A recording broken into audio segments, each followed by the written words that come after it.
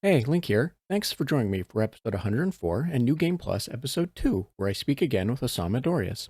In this episode, we talk a lot about diversity in games and why diversity, equity initiatives, and other such programs are important to the industry, Osama's Game of the Year, and some lightning round questions.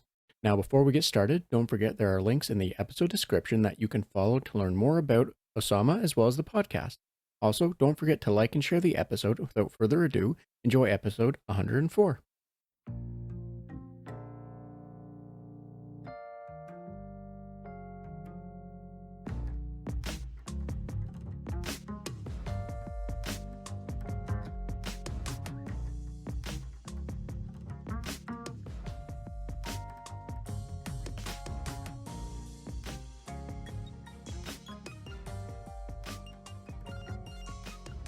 Hi, and welcome to the Red Tunic Podcast, a podcast where I look to rediscover what makes gaming fun and enjoyable by having positive conversations with those related to the industry. My name is Link, and today I'm joined by Osama Dorias for the second episode of New Game Plus.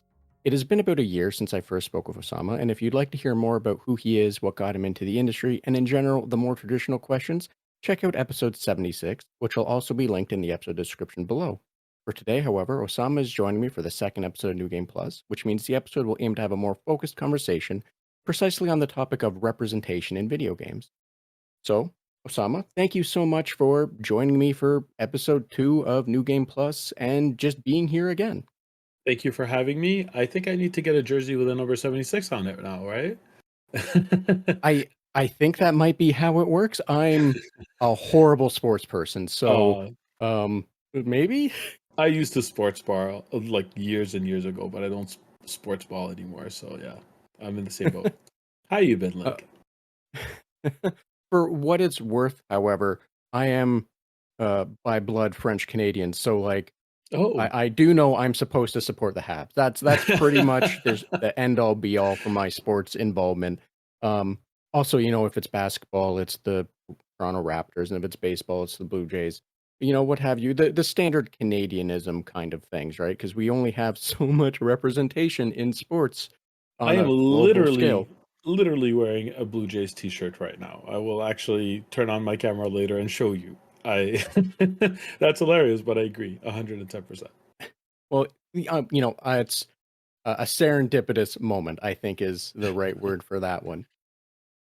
Now, Absolutely. Osama, as I did say, the main thing I wanted to bug you about or invited you back to speak about or what have you, was going to be like geared towards representation in games and whatnot and like why that matters. However, I would feel remiss if I didn't say before we got started, if you wouldn't mind giving yourself a little intro for what you feel people need to know, kind of like the elevator pitch for what you think is the most important aspects of who, what, whatever you are. Of course. I'm a career game designer. Right now, I'm a design director at a company called Brass Lion Entertainment. In the past, I've been a game designer in different capacities at Blizzard, Warner Brothers, Ubisoft, Gameloft, and a bunch of other companies. I am a generalist, mostly a systems designer. So I've worked on a variety of different games, like, for example, Gotham Knights, Hogwarts Legacy, For Honor, and a bunch of mobile and indie games as well, or smaller games. Um, in addition to that, I'm a game design teacher. I'm on hiatus now for like sabbatical for the last couple of years, but the intention is to go back. I've been teaching for almost 12 years, and I'm involved in the community of game developers at large. I'm on the GDC advisory board. I'm one of the co-founders of Polaris, which is a game design retreat where we get game designers to write white papers over a weekend, which it doesn't sound like fun to most people. It's a lot of fun for a game designer. It's like we write on a variety of game design topics. And I'm also the chair of the Muslims in Games Special Interest Group and a few other things. And I guess that's a segue into the angle, I guess, of the topic of the podcast, because I do a lot of advocacy for representation of everyone globally, but more focused on Middle Eastern or Muslim people. So, thank you for that elevator pitch, or however to phrase it. I always stumble with like how to actively say that, even though I called it the elevator pitch. Anyway, um, but yes, the last time we spoke, we had touched briefly on the topic of like representation and like your involvements in certain different ways or your inspirations um, into like what made you feel comfortable, so to say. Or comfortable is the wrong word, but like I think the story you shared was seeing someone like yourself was in like a mentorship role that came in and like I'm probably butchering how I No, remember this or the no, that's right. paraphrasing, Yeah. but that you were like, I'm there's someone like me, like I'm not alone here in like the industry at large or what have you. Um Hmm. and that was one of the reasons I wanted to bring you back, because I've seen some of the, like you said, the advocacy that you promote on Twitter, that you talk about on Twitter or on online or however you'd like to phrase it. And like, I'm always wanting to know and see other people's um angles feels like a weird dirty word for some reason. But see like their approach or like how, just what they've went through and how they view the different ways that it comes about. So, I'm happy and grateful that you came here to let me, more or less ask you questions in relation to representation and, just talk about it, especially in today's. I want to make the joke in like today's economy, but that feels not appropriate right now. So funny though, Um, appropriate or not. but like, with people that are always seemingly upset that that games are I don't want to say sunlight because it's been going on for years, Mhm, but that now that games are, being embraced and being supported more, where it's not just another white dude mhm. as your main protagonist or whatever, right? And like it's it's an important thing to keep in mind because there's people that get upset about this, and I don't understand why. And that's a whole other topic. Mhm. I'm not here to ask you why are people upset. Um, but I am here to, kind of just ask you about like, I guess the foundation of it maybe is why do you think something like diversity, equity initiatives or equality or however you want to say that the E word is in this one. But like for DEI things, is there like an easy or maybe even a not easy way that you can put into like your perspective why such a thing is important and why like it matters? Absolutely. In a roundabout way, I guess it will answer your question of why are people getting upset. Uh, Hypocrisy, honestly, that is the answer. If you think about it, why are they being upset? They're being upset that they are no longer the focus of all games. By the way, all with a giant asterisk, because the people who are predominantly represented and have been represented in games for years are still predominantly represented in games now. Still, more than 50% of game protagonists are of that demographic, like heterosexual white male, right? And because a piece of that pie is starting to be distributed and representing other people, they feel like they're seeing a trend where they are no longer going to be the main focus. So if you think about it, they fear that they're going to be replaced in that sense and be marginalized. That's the hypocrisy of it. They're like, oh, we didn't mind it when it wasn't us. Uh, we mind it now that it might be. And that's fundamentally misunderstanding the goal of DI initiatives. Of course, it's more nuanced than that. It's always more nuanced than that. I could always, give you a one-liner, and there's always going to be people say, not exactly, but what about this, or these stats are have paint a different image in this way or that. If you just boil it down, the reason all of these is important is because like people care. This is proof that people care in every direction. So the people who are marginalized and not represented for years and years and years, and who are silent about it or silenced about it, and just had to, deal with it. What were they told before? Like I'm one of them, so I'll tell you. Oh, what does it matter? What does it matter? Right? Like just play the game. Who cares? Who cares who you are? So, but the same people who are angry now, it matters all of a sudden, right? They're angry all of a sudden. And all of the arguments are disingenuous. Like, all of the arguments are revolving around, let the developers make the game they want, is one of the arguments that I hear the most. And okay, so get out of the way of the developers. Why are you harassing developers for making the games that represent them? Because more and more, even though, again, it's not on par, but more and more, people of different backgrounds and different beliefs and different values are joining the game industry. The ratios are changing, and the games are reflecting that. So before the argument of just let the developers make the game they want, as long as it's the game I want as well, is the subtitle that they don't like to promote. Every single argument that they bring up, you can flip it back on its on back towards them, and that just shows hypocrisy. I'm probably gonna get in a lot of trouble for this, but I don't really care. It's not like I'm saying anything now that I haven't tweeted before. So, but like, I'm sorry if this is a little too spicy for you. I get it. If it didn't answer your question, please feel free to let me know in what direction you'd like me to go. But that's like, obviously, I feel very passionately about this, so it's hard for me not to talk in this way. I apologize.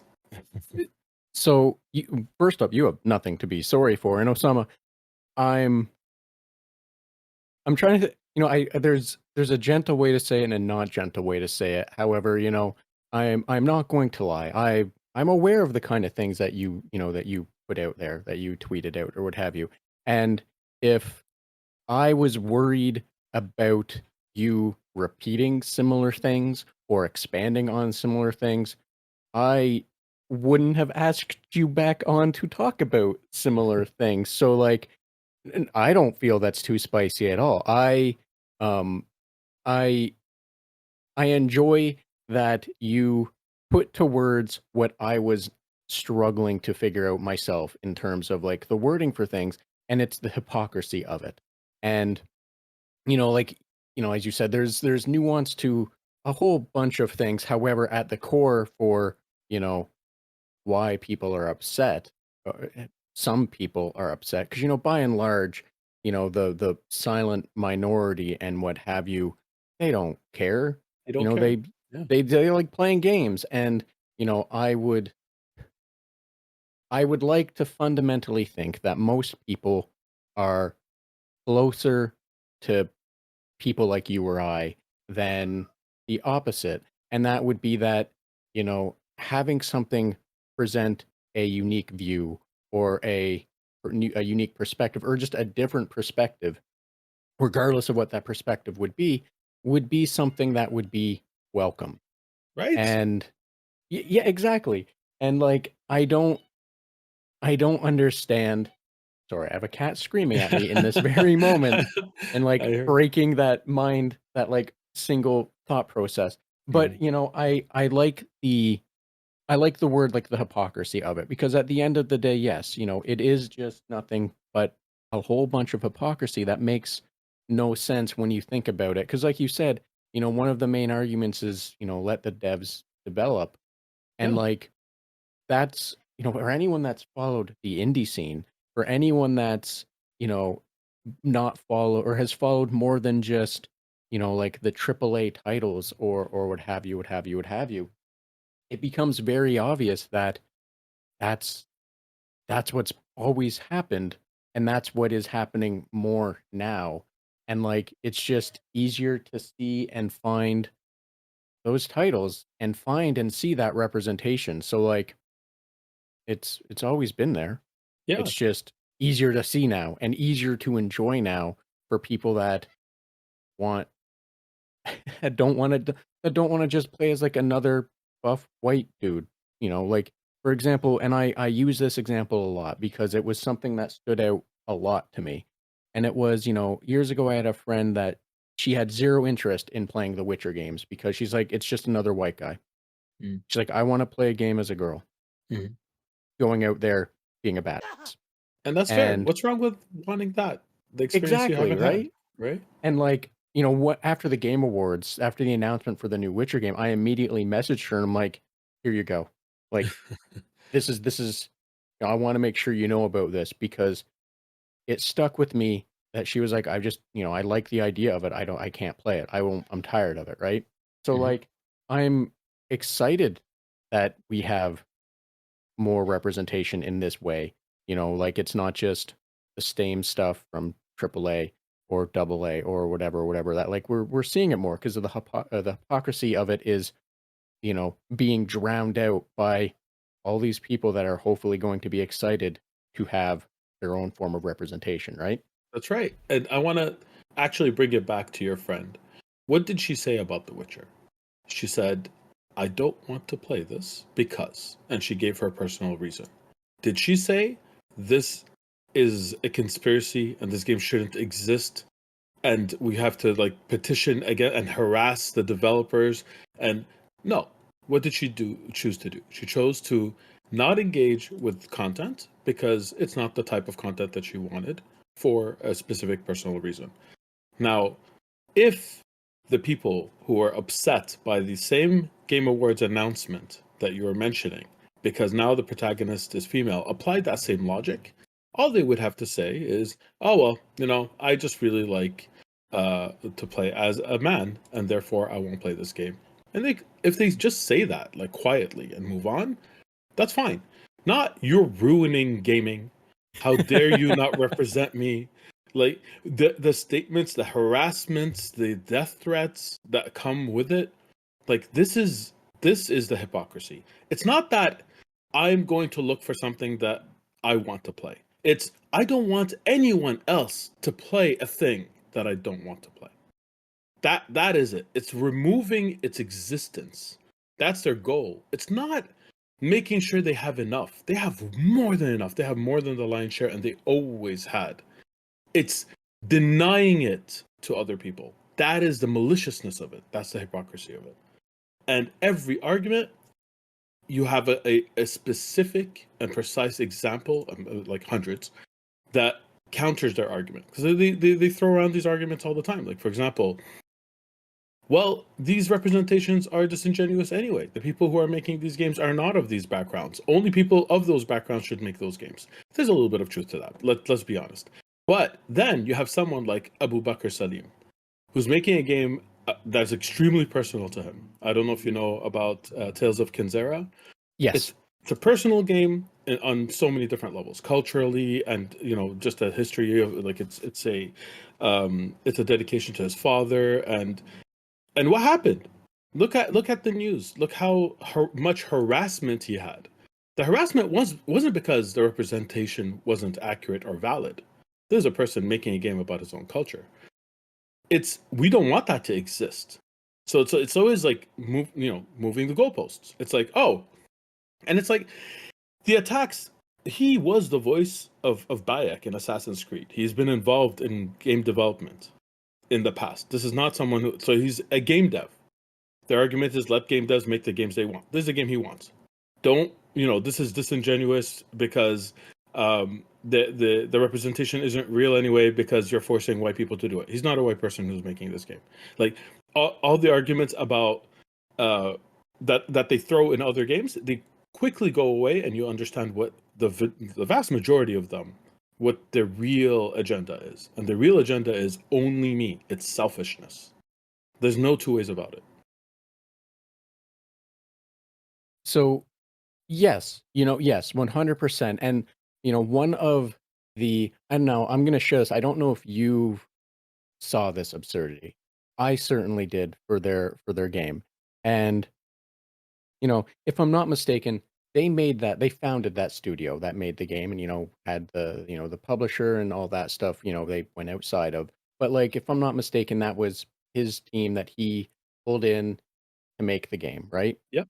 Yes. I saw I saw someone, I don't remember where, they were complaining that, some DEI group, I don't remember which one, there's a few that, they always get the pots and pans out and start banging on the drums for, it doesn't really matter, but they said that they got involved with the game that he wanted to make, and that's why it is the way it is, and that it should have been about a King Arthurian tale, which was one of the most absurd things I think I've read that someone said, probably with a straight face, Yep. in terms of gaming related stuff in a long time. Like, so, I 100% understand what you're saying, where you're going with that. And I think a lot of other people do as well. And it's always just, you're right. It's never about, you know, whatever it is they say it's about. No, and it's not It's unique to games. Like no, exactly. if you look at Miss Marvel, the Disney TV show that came out featuring a wonderful character, one of my favorite characters in fiction, period. Um, Very genuine representation, really like interesting take on the character. If it's not your cup of tea, it's not your cup of tea. It's okay to say I didn't like it. It's okay to even say it's a bad show. But people were like adding the label woke to it. And my question to them is, what makes it woke? The fact that she's not a white male? Like, what is it? What is it? Like, pin it down, write it down. Tell me what is woke about this. And then there is not going to be an answer other than how dare you, how dare you represent someone else, right? What else is there? So unfortunately, this is something that's spread across entertainment in general and society as a whole, where people are conflating different things. If something is good, then it's not good because of the diversity, even if it has even if it does everything well. But if something is bad, then people will pile on and blame that. Well, in reality, most things are average. That's what average means, which means 50% of things will be below average. Everything's subjective and relative. So like in reality, like that is not a thing that's going to move the needle too much in one direction or the other. The representation, the diversity, the stories have the chance, the possibility of bringing something new. And this something new has a chance of delighting you because it's something novel, but it also has a chance of not being your cup of tea. And that's okay. Again, that's okay. Nobody's making the arguments that this is the quick way to make an amazing piece of entertainment either. That's not what it is. That's never been what it is. It's just give yourself a chance to represent other people and to bring in stories, values, cultures, things that are new to break the monotony of the different types of stories. The same types of stories that we've had forever. So like this whole thing about, hey, this should have been about King Arthur. How many works of fiction based on where King Arthur have there been? There've been good ones, there've been terrible ones, right? Right? There've been countless works of fiction. Everybody can name a huge chunk of the characters from like the Knights of the Round Table and Merlin and Guinevere. Everyone knows this. It's already part of the culture. What about why don't you give it a chance to learn something new and see if you like it or not on its own merit? Why is that so hard? Yes, exactly. And, just like briefly, because I do want to ask a different question, not to Of say I course. want to rush us off of this, but, on the topic of King Arthur, there's, like you said, yeah, it's part of the lexicon, so to say, of, the just in general culture as a whole, because it's such a predominant story, especially for any place that has had to deal with any form of British colonization, because Yeah. it's Britain, right? That's their Yes. main one of their main story things. Um, but like, it's so steeped into everything that when you were saying, how many things can you think of a name? Literally all I was doing was running through, I don't know if you're familiar with this, but the anime game series line for Fate, I was just trying to run through all of those titles because all of that was steeped in some form of Arthurian legend Mhm. in one way or another. So like I was just thinking of those, and like even that is hugely too many. Um, however, Osama, as I did say, I did kind of want to like ask a different kind of question. It's Of still on the course. same topic, luckily.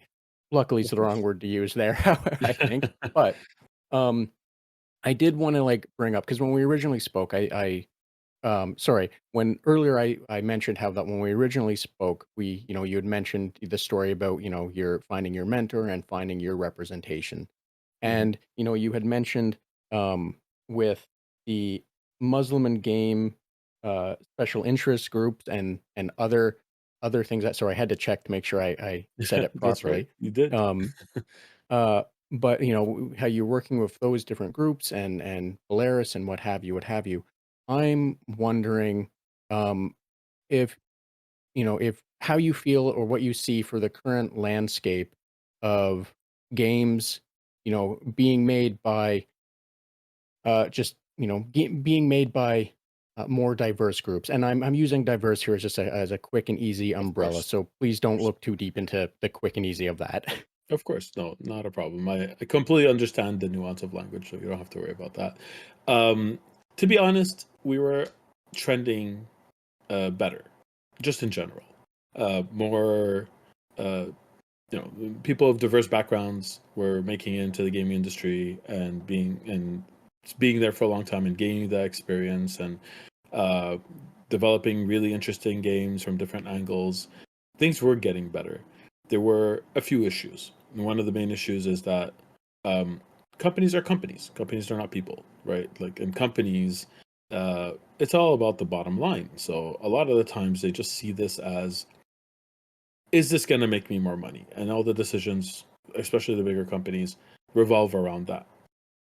So if DEI initiatives help you recruit, then you're going to have them.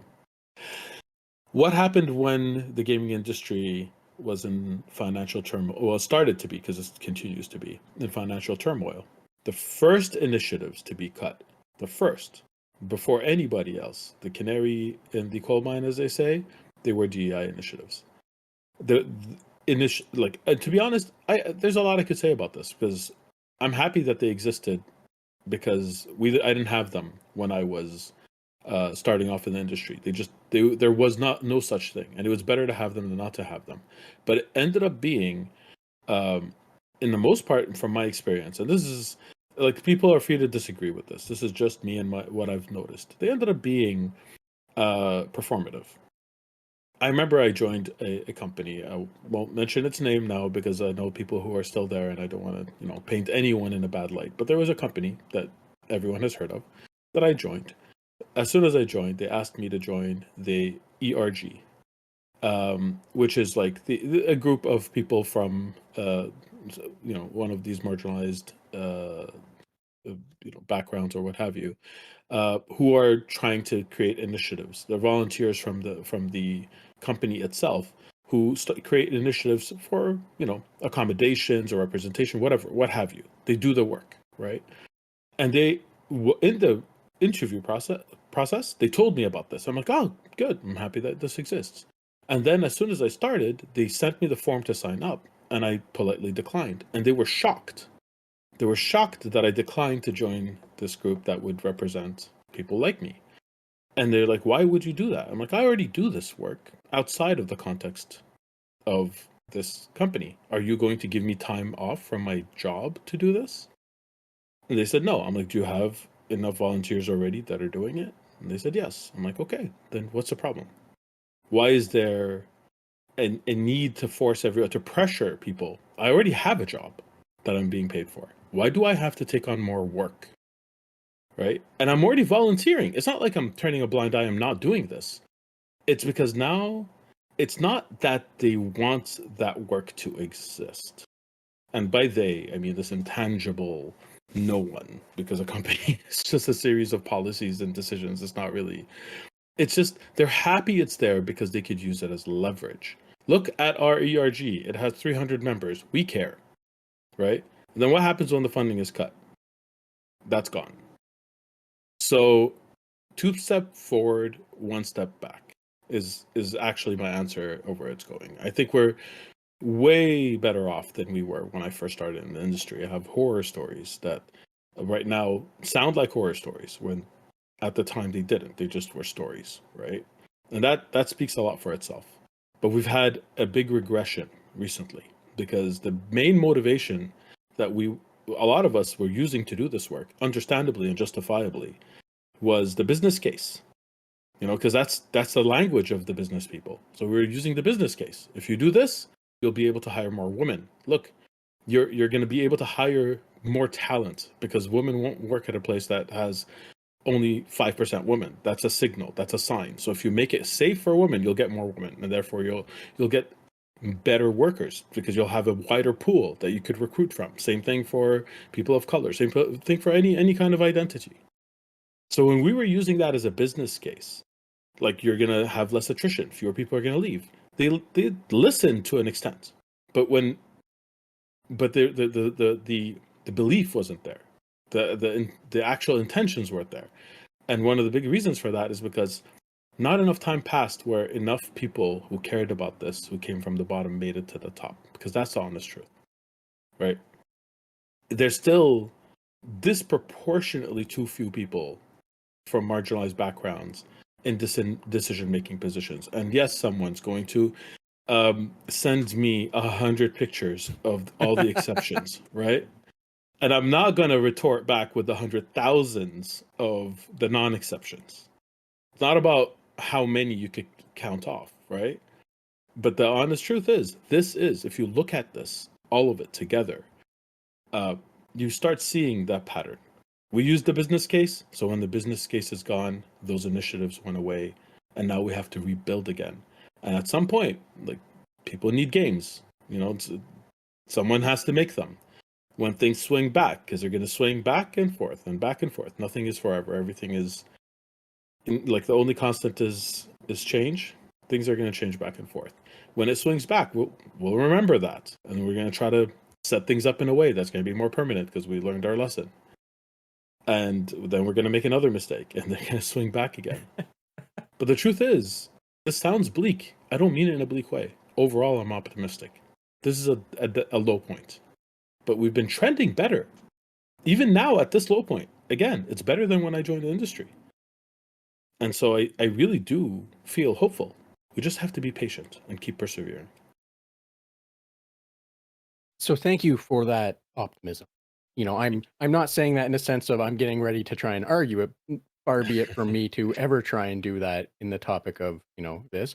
However, I like the analogy of like it swinging back and forth because when you first do like swing on a pendulum, when you first drop it from the one side, it goes really, it has all that energy that transfers and then transfers back, right? So like as you said, it's swinging and it's going to always be swinging.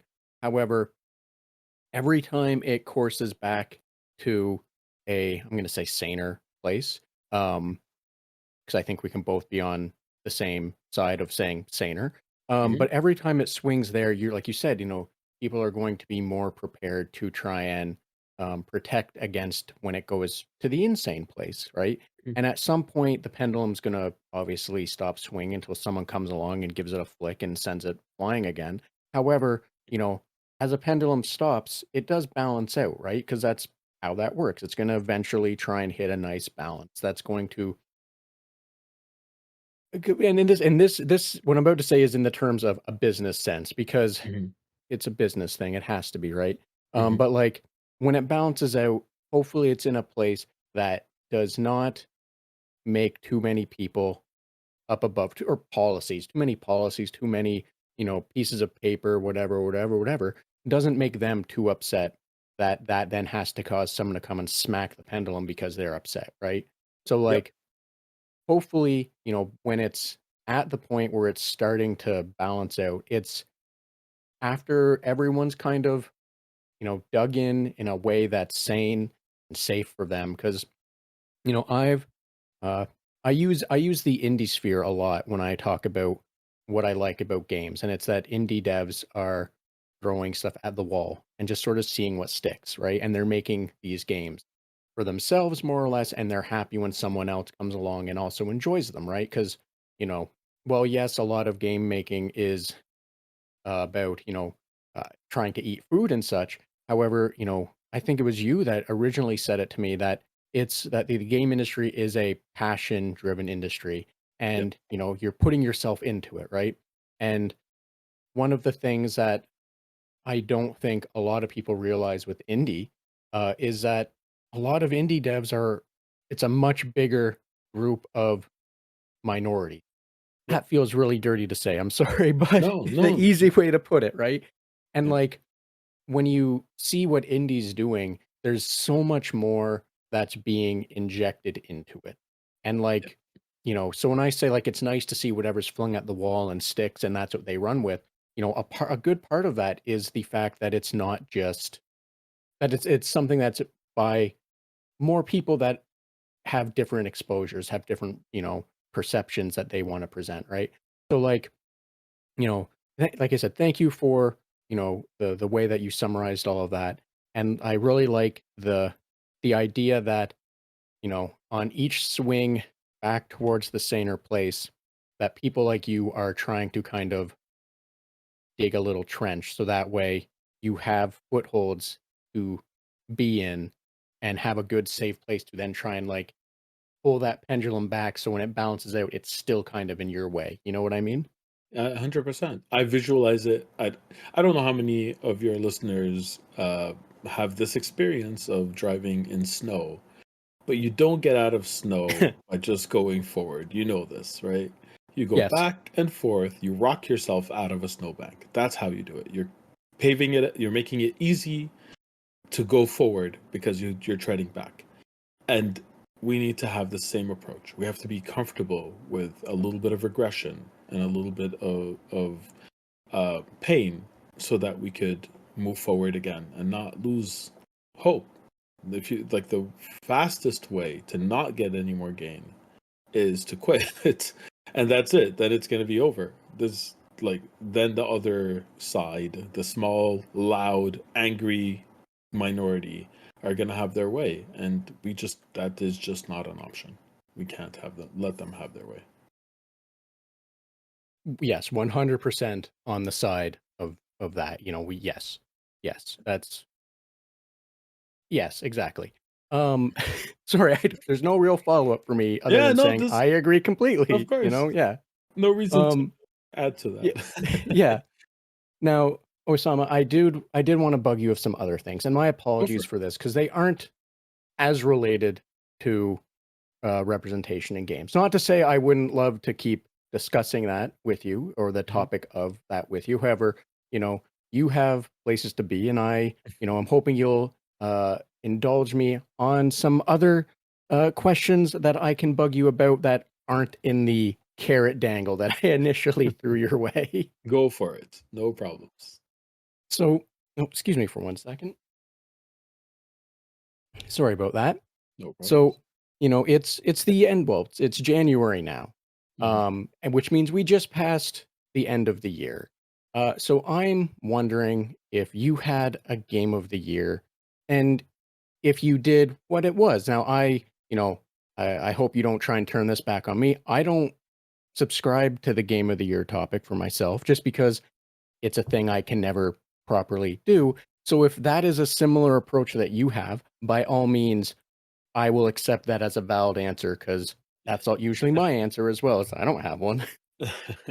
um, I do have a list, and I do have it ranked, but I'm not sure if my feeling rankings are going to be fair. So I'm going to say, how about I give you my top 10, but quickly? Is that okay? By all means, perfectly acceptable. Only because choosing just the top one feels wrong. There's so many. This was a really hard year for the games industry. As a result, fewer games came out, relatively. And but the ones that did come out are all special in their own way. Surprising no one probably at all. My number one game this year is Balatro. Unfortunately or fortunately, depending on how you look at it, it feels like it deserves it. It was a wonderful game. It just feels like an easy choice. But I honestly, the 400 hours I spent on it, like, nobody can argue with that. It's so good. The second is Elden Ring Shadow of the Earth Tree, which is a DLC. So a lot of people would be like, wait, the first game is an easy choice, and the second game is a DLC, which doesn't qualify. But all that makes it a DLC is that you have to get to it from the first game. Because honestly, it could have been a Elden Ring 1.5. you know, those half sequels that they make. It could have been that, and then it would have been, um, it would have been good. You know, people would have considered it, and it would have been in the running, in my opinion, because it was wonderful. I absolutely loved it. It completely overwhelmed me at the beginning of the year, and like took all my time. The third is probably my real game of the year. Um, is Tactical Breach Wizards.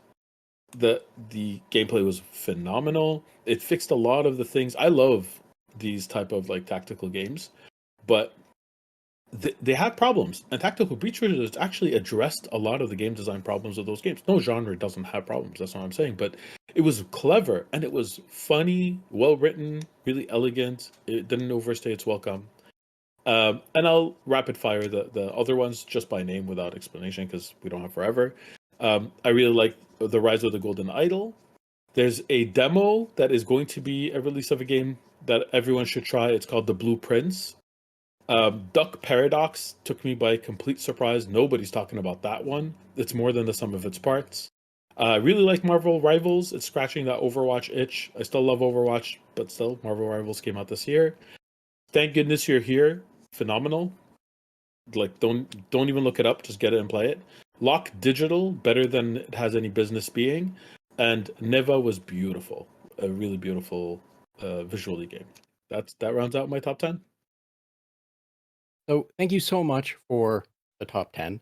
You know, like, yes, you know, it's, we don't have all day to talk about them. I would like to definitely throw follow-ups on some of them. However, the only one I will say is for Balatro. Like, yeah, it's an easy pick, but also, you know, like my 100+ hours also, Mm. you know, it's the same as you. It's Mhm. 100+ hours. I can't argue with that. I just can't. There's Absolutely. no there's Exactly. no way to, you There know. is no way to. Absolutely. Um, but, but Osama, as I said, I didn't, you know, I did want to try and, you know, you have somewhere else to be. I'm wondering if you still have just a few more moments to I indulge do. me on a lightning round, and if you do, I'll fire them off. Go for it. Awesome, awesome. So, with this lightning round, they are lighthearted, nonsensical, can be random. Some of them are hit and miss. I definitely have to fix them up. I think that's a New Year goal. However, by all means, no judgment. Feel as quick, you know, be as quick on them as you want. Answer them however you see fit. And yeah, like I said, no judgment. So we'll see what the bot wants you to answer for us. Let's have fun with it. Go for it. If a fast food restaurant had a meal based on your favorite game series, what would that meal be? It would be a dragon punch, but it's a mocktail. Fair enough. Fair enough. That's still a meal in a sense. It could be, right?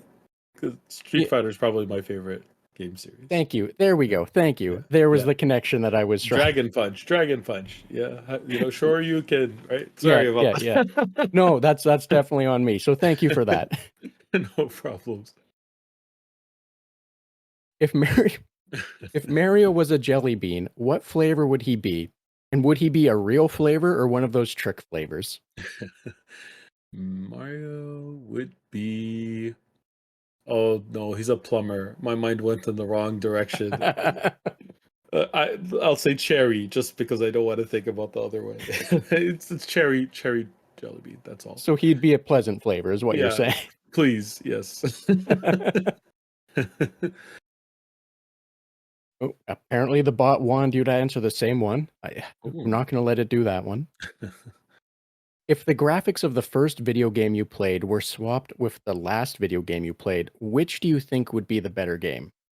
Interesting. What was the first game I played was Combat on the Atari. Um, and what was the last game I played? Last new game I played. Let me take a look at my Steam list really quick, if that's okay with you. Sure, sure. All right. So last game I played. Is it like played as in newly, or just just the last game that I tried picked up for the first time? Because the last one I played was last night. I played Marvel Rivals, and I'm struggling to imagine Marvel Rivals with combat graphics, but combat with Marvel Rivals graphics would be phenomenal. If for those who don't know and who aren't googling it, Combat is like a top-down view tank game that's versus with 2 players, where you shoot projectiles that bounce off walls and try to hit. It's like Pong Plus, right? That was the first game I ever played.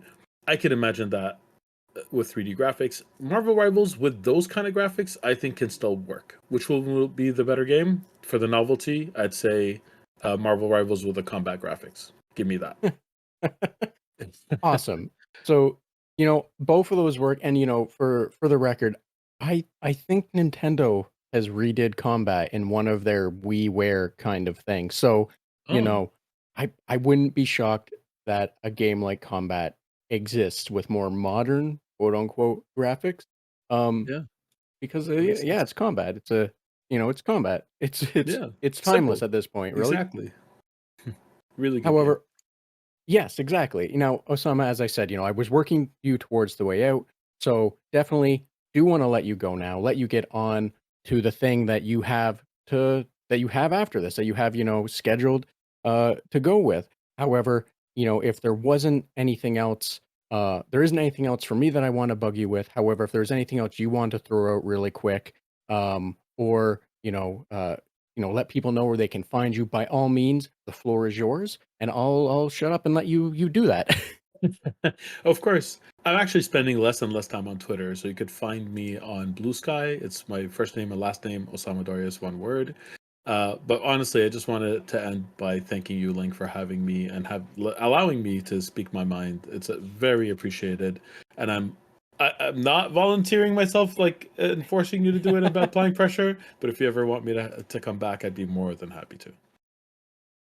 Osama, if you want to come back at any point in time, I am more than happy to talk with you again. It's been, it's been a pleasure to have you back here. I'm grateful that you made the time, that we were able to work this out. Because especially in this season, the New Year season, not to spin around some other things, but like it's New Year.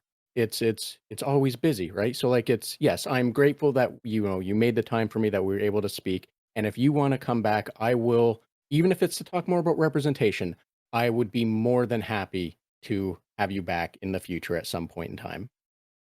I really appreciate it, and I'm looking forward to it. Thank you so much. You're welcome. And if there wasn't anything else, I will definitely let you get on with your day, and let you run off to your your next event, your next meeting, your next what have you. Sounds good to me. Thanks again, and take care. Bye. So thanks again to Osama for making time to have this conversation with me, and thank you for joining us on the Red Tunic podcast, as well as a special thanks to Ronald Jankeys for the use of music from the title track from Road Steep. And be sure to check out the episode description for links to socials, websites, and other means that will allow you to learn more about or support Osama and the podcast. While you're doing that, share, like, follow, whatever else you feel makes the algorithm work. Thanks, until next time.